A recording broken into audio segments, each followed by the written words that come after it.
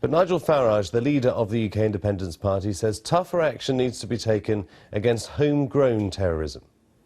We've got to start facing facts that we in Britain, as indeed in France, have a fifth column living within our country. For the first time in our history, a group of people who have turned against us, our culture, and wish us harm. And that needs to be examined. That needs to be examined. Of course, terrorists, yes. But you're saying there are other people supporting them who ought to be addressed now, whose funds should be cut off. Well, I'll tell you what's really interesting.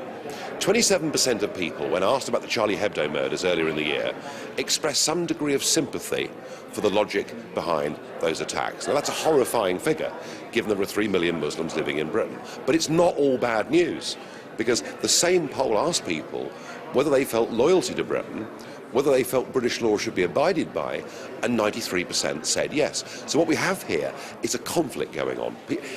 Muslim people living in Britain are conflicted. On the one hand... All Muslim people living in this country? No, I didn't say that. I said there are many Muslim people living in this country, particularly the youngsters, aged 16 to 24, who are conflicted. On the one hand, they want to get on in the world and get on with people and enjoy life.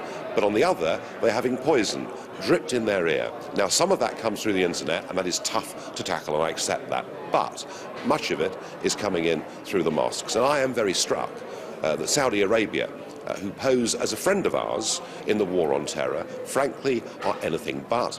That is where the funding is coming for mosques, for British universities, and I would like all churches and all faith organisations from now on to declare publicly, to be forced by law, publicly, to declare where their funds come from, so that we can stop money coming in to preach extremism.